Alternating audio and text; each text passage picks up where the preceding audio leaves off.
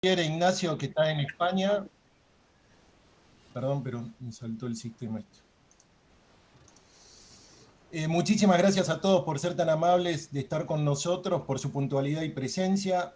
En nombre de los integrantes de la mesa directiva y de los restantes miembros de la Comisión de Asuntos Legales de la SECRA, le damos especialmente la bienvenida y nuestro agradecimiento a los socios de la Cámara de Comercio Sueco-Argentina, a los miembros de la Asociación Argentina de Derecho Comparado y de la Comisión de Asuntos Legales de la Cámara Argentina de la Construcción que están aquí presentes. A todos ustedes, en el día de hoy les agradecemos muchísimo por compartir esta mañana con nosotros. También tenemos que agradecer a abogados.com.ar por la difusión del evento de hoy. Como lo habrán visto, ayer y hoy salió la noticia. Y a Cristian y a Federico de ESICA Argentina, quienes nos han regalado hoy la posibilidad de tener este evento. Y para terminar con los agradecimientos, aunque debería ser en primer lugar, a los miembros del Consejo Consultivo de la Mesa Directiva de esta comisión, que están hoy presentes, quienes son el alma mater de esta comisión y quienes han hecho posible que la comisión sea lo que es actualmente.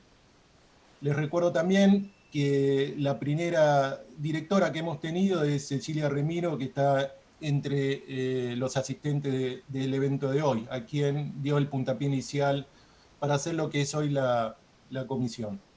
Bueno, en el marco de la competencia que nos otorga el reglamento interno de la comisión, tenemos el gran gusto de contar hoy con Javier López Gutiérrez e Ignacio Zavala, para que nos ilustren sobre el nuevo Estatuto General de la Abogacía Española, aprobado por el Real Decreto número 135 del presente año, que entrará a regir el 1 de julio de este año. El estatuto tiene aspectos curiosos que conviene resaltar, como su artículo 16 sobre los servicios jurídicos en línea o a través de Internet, las incompatibilidades previstas en su artículo 18 con las auditorías de cuenta y la imposibilidad de tener vínculos asociativos con ellas, las reglas previstas sobre la publicidad de los servicios profesionales o sobre el secreto profesional, que prevé el supuesto de grabaciones, que lo extiende a los colaboradores, asociados y personal de las firmas, que establece que perdura sin limitación temporal, etc. También se puede mencionar el artículo 39, que legisla sobre la figura del abogado o abogada de empresa, los artículos 40-46, que prevén el ejercicio colectivo de la profesión, adoptando la forma de una sociedad profesional, la forma no societaria e incluso de colaboración multiprofesional. Y la vinculación de los profesionales con sus clientes, los deberes de información e identificación, las obligaciones en materia de reclamaciones y la peculiaridad de llamarlos a los clientes consumidores o usuarios del servicio jurídico. Sin duda, hay otras peculiaridades que mencionar, que ya dejo en manos de los especialistas, quienes tendrán unos 20 minutos para sus exposiciones y al concluirlas formularemos con Juan Martín López Quesada las preguntas que vayamos recibiendo por escrito, procedimiento instaurado para mantener el orden y con el objetivo de concluir esta primera parte de nuestra reunión en el horario estipulado de 30 minutos. Luego de concluido, y una vez que tengamos la indicación de nuestro amigo Sergio Buenaga, continuaremos con el tratamiento de los restantes puntos del orden del día con los integrantes de la comisión. Les informamos que los expositores nos han dado su consentimiento para que grabemos sus exposiciones, lo que haremos para luego transmitirlas en el canal de YouTube de la Cámara, como así también para reproducirlas a través de abogados.com.ar, aclarándoles que no grabaremos las preguntas que se formulen ni las respuestas, solo nos limitaremos a las exposiciones. Y sin más, agradeciéndoles nuevamente a todos los aquí presentes, les dejo en manos de nuestro queridísimo vicedirector Prinero, quien presentará a nuestros expositores. Muchísimas gracias. Bueno, muchas gracias Martín, buen día a todos, buenas tardes Javier Ignacio. Voy a hacer una muy breve presentación de nuestros ilustres expositores para ya dar paso a las exposiciones. Bueno, Javier López Gutiérrez es socio de las áreas de resolución de disputas, litigios, inmobiliario y medios del estudio jurídico ESIJA en la oficina de Madrid. Se incorporó a la firma en 2007 y se ha especializado en casos de defensa del derecho al honor, intimidad y a la propia imagen, propiedad intelectual e industrial, competencia desleal y delitos económicos, tanto precontenciosos como procesales. Javier es profesor del Instituto de Empresa y ponente habitual en foros especializados. Además, es licenciado en Derecho por la Universidad Complutense de Madrid y tiene un máster en Práctica Jurídica por esa misma universidad. Javier es autor de numerosos artículos relacionados con la protección jurídica de los medios audiovisuales y de las nuevas tecnologías, y ha sido reconocido por el prestigioso ranking internacional Chambers Global en el 2018, 2019 y 2020 como uno de los mejores abogados de derecho procesal. Por su parte, Ignacio Zavala Alonso es abogado de las áreas de resolución de disputas y litigios, también de la firma Écija, y se incorporó en el año 2019. Anteriormente, Ignacio ha trabajado en áreas de propiedad intelectual, tecnología y defensa de la competencia en otros despachos españoles. Ignacio tiene un doble grado en Derecho y Ciencias Políticas por la Universidad Rey Juan Carlos de Madrid y asimismo ha cursado un doble máster en el Instituto de Empresa de Acceso a la Abogacía y Tecnología y Emprendimiento. Bueno, sin más, les doy la palabra a los dos expositores. Bueno, en primer lugar, muchísimas gracias a todos por su asistencia y por concedernos el honor de poder hacer esta exposición. Y dado que el tiempo es limitado, no me quiero extender mucho más. Vamos a compartir ahora la presentación que hemos preparado, ¿vale? Donde vamos a hablar de una de las cuestiones que ya han sido avanzadas, pero vamos a desarrollar un poco más, es en relación con realmente las novedades que está introduciendo el nuevo Estatuto General de la Abogacía, que va a aplicar a los letrados españoles a partir de su entrada en vigor, y que tiene algunas cuestiones que, como suele pasar normalmente, la realidad va delante del derecho, cuestiones que ya se estaban produciendo pero que no estaban reguladas. Una de ellos es el tema del asesoramiento en línea o en Internet, que, como digo, ya se estaba produciendo, pero que ahora además se establece expresamente la posibilidad de que los servicios se presten de esta manera, estableciendo una serie de obligaciones, sobre todo el tema de la identificación, al efecto de la identificación del letrado, del prestador de servicios jurídicos, al efecto de que las personas receptoras de estos servicios no puedan o evitar que puedan ser objeto de estafas. Por eso la obligación de identificación es obligatoria antes de prestar los servicios y, sobre todo, antes de prestar cualquier contraprestación. Aunque es verdad que no está recogido expresamente que esta identificación debe hacerse entre letrados, debido a otra normativa o una interpretación hermenéutica de la normativa donde los letrados sí deben identificarse entre ellos a la hora de hablar, entendemos que también debería hacerse de esta forma, aunque, como decimos, no está recogido específicamente en el estatuto. En todo caso, en estos servicios prestados por Internet es muy importante que se garantice el secreto profesional y que se obtenga la identidad e información del cliente. ¿Por qué? Porque eso evitará poder determinar si existen conflictos de intereses y además que se esté prestando el servicio jurídico adecuado. Luego, también se establece, recogiendo el principio tradicional, que no es ninguna novedad, de que las comunicaciones deben ser confidenciales, en este mundo tecnológico que vivimos, que las comunicaciones con los clientes dice que deben ser encriptadas. Esto es un poco difícil seguramente para muchos clientes y también para muchos letrados, pero ¿cómo se está llevando a efecto esto, por lo menos aquí? Pues, por ejemplo, con sistemas como WeTransfer, o sea, intentar que las comunicaciones tengan algún tipo de protección. Y también que las firmas que se hagan serán a través de firmas que estén homologadas o que estén legitimadas con algún tipo de validador que diga que esas firmas son auténticas.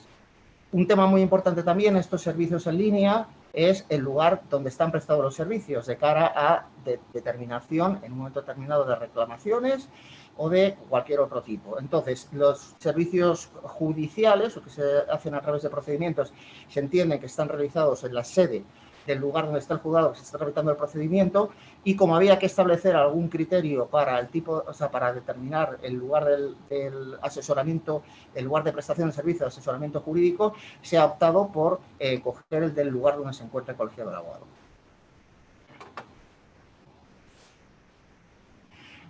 Luego, respecto a las incompatibilidades, me toca a mí también, respecto a las incompatibilidades en el ejercicio de la abogacía, que también se adelantaba antes, se recogen incompatibilidades que ya existían y, de hecho, se dejan de recoger algunas que antes se mencionaban y ahora ya no se mencionan.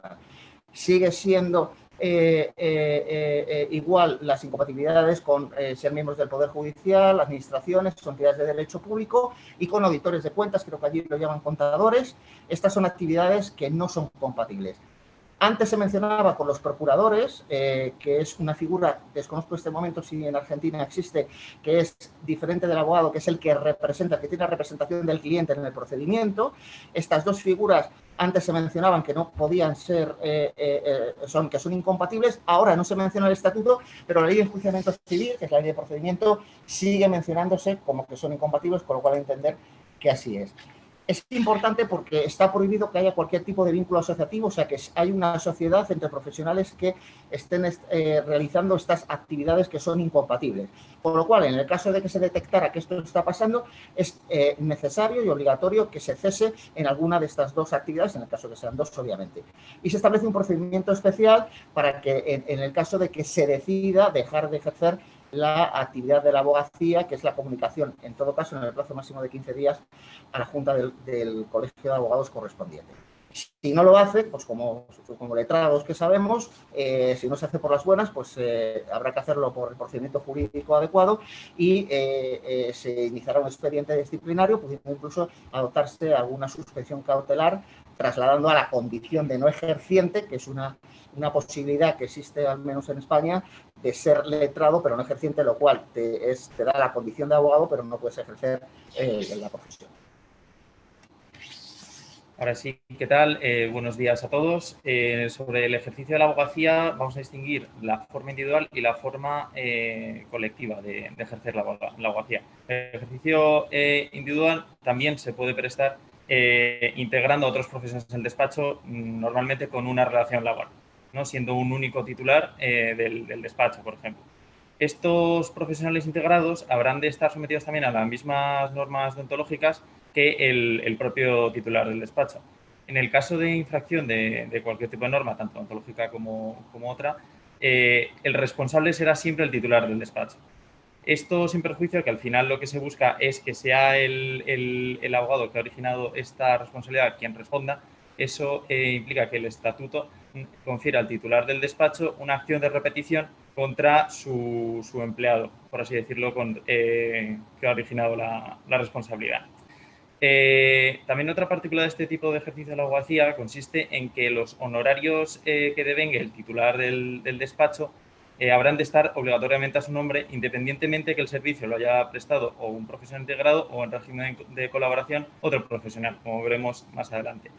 Y también tiene una especialidad nuestro estatuto, que es el compartir locales y los acuerdos de colaboración no modificarán la condición de individualidad de ejercicio de la abogacía de esta persona. Ahora pasando a la colaboración, que también es otra forma de ejercicio individual, este tipo de régimen básicamente son, por así decirlo, dos abogados individuales que se prestan ayuda uno al otro sin que teniendo el deber ambos dos de mantenerse independientes frente al otro. Por ello, el estatuto obliga a que el pacto de colaboración deberá ser por escrito, en el que deberá reflejarse las condiciones, la duración, el alcance y, por supuesto, las condiciones económicas que, en su caso, ambos abogados pudieran pactar. También existe la especialidad de que, frente a clientes y terceros, habrá de comunicar en qué régimen se está prestando esta colaboración, es decir, si es de sustitución o de delegación. Pasando ahora al ejercicio colectivo, este es el tipo de ejercicio en el que los abogados se asocian de alguna forma para prestar servicios legales. La asociación, esta agrupación, podrá tener cualquier forma admitida en derecho. Esto es una sociedad limitada, una sociedad anónima o, en el caso de que, como pone ahí en la slide, en el caso de que la agrupación se constituya con un objeto social único de prestar servicios legales, habrá de ser una sociedad profesional. Si bien el Estatuto de la Abogacía nos remite directamente a la Ley 2/2007 del 15 de marzo de sociedades profesionales, en esta encontramos tres excepciones para que unos abogados se puedan agrupar en un tipo societario distinto a una sociedad profesional. Estos tres excepciones son que esa sociedad sea una intermediaria entre el prestador de servicios legal y el cliente, compartir una infraestructura y la distribución de costes y, por supuesto, la comunicación o el repartimiento de las ganancias que pueda tener esa sociedad. Si bien también nuestro estatuto presume el ejercicio colectivo en el caso de que, aunque no haya una sociedad registrada, se actúe bajo el mismo nombre, se emitan las facturas de forma conjunta y eso implica que se deberá entender a ojos del estatuto, del Código Deontológico y del Estatuto, en este caso, que ese colectivo de abogados presta el ejercicio de forma colectiva, propiamente dicho. En el caso de que sí que se hubiera constituido una sociedad, esta deberá estar registrada en el colegio de abogados correspondiente, deberá estar registrada en el colegio de abogados correspondiente, el cual deberá hacer público el registro a efectos de que, como veremos más adelante, clientes y consumidores puedan saber si el abogado que les presta el servicio está integrado en una asociación o no. Sobre el ejercicio colectivo, también destaca el régimen de multiprofesionalidad que puede tener alguna sociedad. Esto implica que dentro de una sociedad se prestan dos tipos de servicios. Si bien existe un principio de libertad, existe una serie de excepciones que en el caso de cumplirse deberá de disolverse esa sociedad. El más importante es la incompatibilidad que ha explicado antes Javier. De modo que en ningún tipo de... O sea, la abogacía en ningún momento puede prestarse de forma conjunta con otro tipo de servicio que el propio estatuto determine como incompatible. Por supuesto, este tipo de sociedades multiprofesionales habrán de, al igual que el resto de asociaciones de abogacía, identificarse todos esos integrantes, determinar el régimen de distribución de los beneficios de la sociedad, de los integrantes y de igual forma, como se ha comentado antes, que la disciplina deontológica afecte a todos sus miembros por igual. Vale, respecto al secreto profesional, que obviamente no es ninguna novedad, el secreto profesional es algo tradicional en la abogacía, yo diría desde su propio origen. Sí es verdad que con los años se va matizando, aquí sobre todo por la aplicación de la normativa europea en materia de competencia, ¿vale? Entonces, en principio, evidentemente es un derecho que está configurado como derecho fundamental, incluso en la Constitución, ¿vale? Pero ya se están empezando a atisbar determinadas excepciones, ¿vale? Algunas tienen sentido, como por ejemplo es el mandato representativo, o sea, si el cliente releva expresamente de este secreto profesional por alguna razón, evidentemente eso tiene todo el sentido, pero luego hay otras que ya se van poniendo por imperativo legal, que tienen, ya adelanto, la oposición del cuerpo de la abogacía, pero efectivamente, porque entendemos que el secreto profesional lo debe ser a todos los efectos, pero sí es verdad, por ejemplo, el tema de los asesores fiscales, que se establece que cuando formen parte o hayan colaborado de alguna manera en operaciones de planificación fiscal internacional agresiva, la justificación que se hace de esto es que se entiende que en este caso los profesionales dejan de ser abogados, para entendernos, a ser colaboradores con pedigrí, en el sentido de que tienen los conocimientos adecuados para colaborar en esto. Entonces, una de dos, o están involucrados o si no, de alguna manera tienen que compartir esta información con las autoridades. Y algo parecido pasa con el tema de la prevención del blanqueo de capitales, en donde en determinadas circunstancias pues se podría obligar a los abogados a decir determinadas cosas. De todas maneras, estamos en un terreno pantanoso, si lo digo, donde los abogados no estamos muy cómodos con esto y siempre tiene problemas. Respecto a las grabaciones, hoy en día que estamos en el mundo digital, donde todo el mundo lleva un teléfono móvil capaz de hacer las mayores virguerías, se prevé la posibilidad de que haya grabaciones siempre que haya advertencia y conformidad de todos los intervenientes, pero en todo caso están amparadas por el secreto profesional. O sea, puede haberse grabado la conversación e incluso se plantea la posibilidad de que sean grabaciones realizadas por el cliente, que no conozca al abogado que se han realizado, siempre que intervenga el abogado de la otra parte. Con lo cual, estas grabaciones, o sea, que viene el cliente diciendo, he grabado esto, tal, esto estaría también amparado por el secreto profesional. La extensión de a dónde abarca este secreto profesional ya venía siendo así, pero ahora se dice expresamente colaboradores, asociados, personal, cooperadores, etcétera. O sea, el abogado y todo su personal, él tiene la obligación de hacer permanecer en el mismo secreto a todos sus colaboradores, sin ningún límite temporal, ¿vale?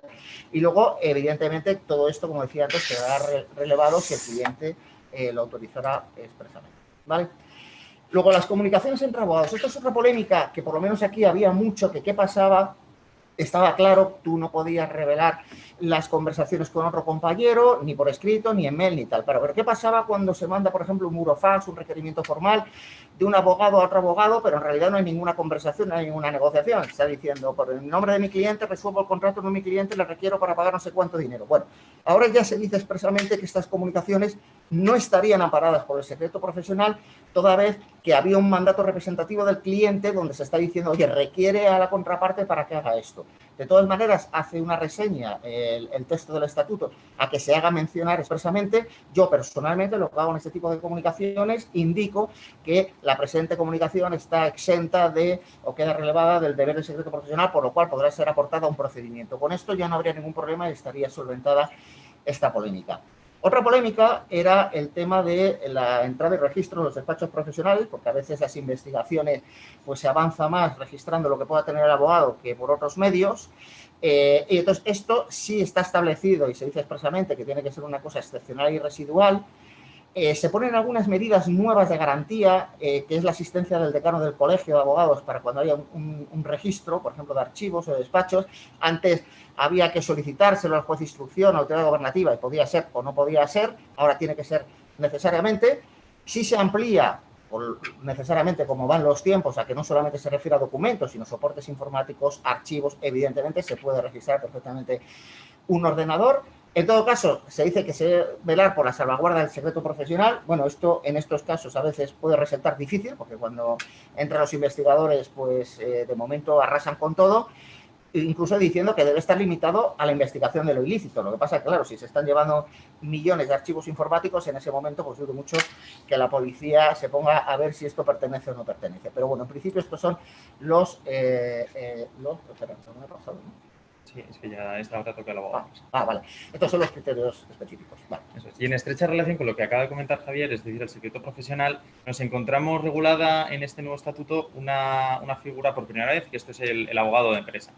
En un primer momento, antes de esta regulación, existían bastantes dudas y bastante controversia respecto a este tipo de abogado. En primer lugar, la propia definición de abogado de empresa ya ha suscitado dudas, ya que no quedaba claro si era solamente un abogado que tenía una relación laboral con una sociedad con un objeto social distinto a la prestación de servicios jurídicos, o si los propios abogados in-house mandados por despachos externos a esa sociedad estaban también amparados por este secreto profesional. Esto lo que suponía al final y al fin y al cabo prácticamente era una incertidumbre por parte de la empresa a la hora de confiar esto con sus propios empleados, con sus empleados internos, ya que en casos de, como ha comentado Javier, fiscales especialmente, quieres confiar al final en gente de tu propia casa antes de tener que irte fuera. No obstante, el nuevo estatuto de la abogacía ya por fin regula y define esta figura, haciéndola, circunscribiéndola solamente a cuando mantiene este vínculo laboral el abogado para con la sociedad. Asimismo, extiende todos los deberes y derechos, como es el secreto profesional, especialmente a este tipo de abogado. Lo que al final sucederá con esto, esperamos, es darle una seguridad jurídica que ya llevábamos tiempo esperando, a efectos de que los compañeros que trabajan en empresas puedan estar amparados de forma fehaciente por el secreto profesional. Luego, esto también lo comentaban al principio, el tratamiento que se da, también por influencia de la normativa europea, a los clientes de los abogados, en particular a las personas físicas, es el tratamiento de consumidores usuarios. Esto tiene una relevancia porque al final los abogados, al margen de las, digamos, de las características tradicionales de nuestra profesión, nos convertimos en prestadores de servicios puros y duros, que tenemos ciertas obligaciones de cara a la satisfacción y de garantía de servicios respecto del cliente, ¿vale? Entonces, esto nos obliga a tener determinadas obligaciones. Por ejemplo, es necesario tener una página web de los colegios de abogados. Esto, por ejemplo, el Colegio de Abogados de Madrid o de Barcelona, de tal, pues obviamente la tienen hace muchos años y no hay problema, pero hay que pensar en colegios de abogados. Aquí como mínimo uno por cada provincia y a veces más de uno en cada provincia, algunos más chiquititos, que les obliga a tener una página web que en realidad es un portal web, ¿vale? Porque debe tener incorporado el sistema de ventanilla única, no solamente es para tener información, sino tiene que estar habilitado para poder presentar reclamaciones, etcétera. Entonces, hay dos vertientes que tiene esta página web, una de servicios a los profesionales y otra de servicios a los consumidores. Para los profesionales, tiene que tener toda la información, formularios, pensar en temas desde el turno de oficio, que son los abogados que prestan sus servicios en aquellos supuestos donde se producen, por ejemplo, detenidos o donde la persona no tiene recursos suficientes y tiene que ser designado un abogado porque es un derecho constitucional. Todo eso son unos abogados, está en el turno de oficio, que tiene un sistema que se organiza a través de los colegios de abogados y que lleva una tramitación y que también debe poder hacerse online, presentación de todo tipo de documentaciones y solicitudes, registro de colegiados y sociedades profesionales. Esto es importante para conocer todos los datos de contacto de colegiados y sociedades profesionales. En Madrid probamos por el colegiado 130 y no sé cuántos mil, o sea, que decir, para que se os deis una idea de tal, convocatorias de juntas generales, etcétera. Y desde el punto de vista de los consumidores, igual, tienen que tener derecho a quiénes son sus prestadores de servicios, o sea, acceso a los datos profesionales, obviamente solo, de los colegiados, poder presentar quejas, poder presentar reclamaciones, accesión a códigos deontológicos, etcétera, etcétera. Luego, a ver. Luego, estos servicios que decía de atención a consumidores y usuarios que están organizados tanto desde el punto de vista de los colegios de la abogacía, por cierto, se llaman ahora colegios de la abogacía en aplicación del lenguaje inclusivo, que viene recomendado por todas las instituciones europeas y españolas. Se llama colegios de abogados, luego se empezó a decir colegios de abogados y abogadas, y ahora se dice colegios de la abogacía un poco para incluir a todo el mundo, ¿vale?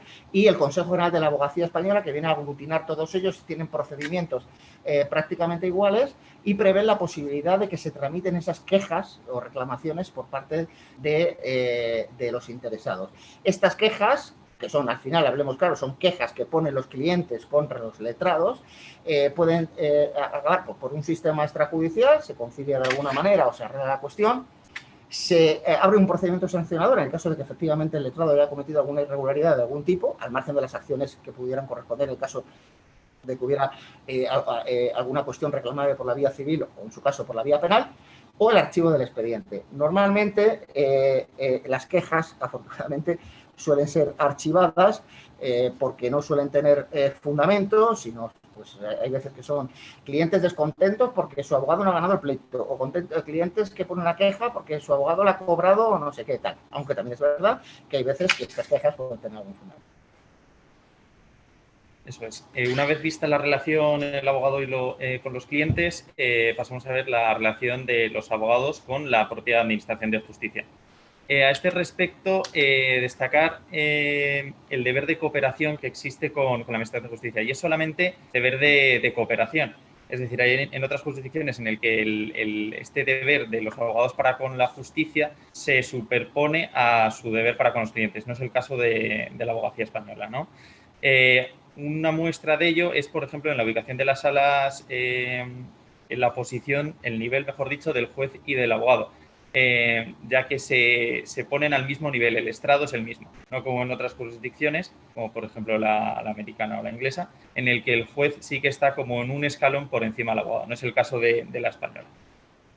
Y de forma también particular, en los casos en los que un letrado, un abogado sufriese reiterados retrasos con ciertos órganos jurisdiccionales, ciertos jueces concretos, el Estatuto de la Abogacía le da a este letrado el amparo de su colegio de la abogacía correspondiente para que éste, siguiendo su protocolo, pueda interponer denuncia frente al Consejo General del Poder Judicial, que es un órgano que al fin y al cabo del que dependen los jueces españoles.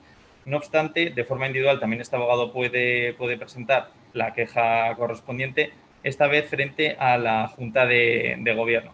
No obstante, estos retrasos tienen que ser reiterados y, por supuesto, no tiene que haber causa justificada para los mismos. Y, por supuesto, la falta de recursos de la Administración de Justicia no es una causa justificada, por así decirlo. El tema de la publicidad es un tema también muy interesante.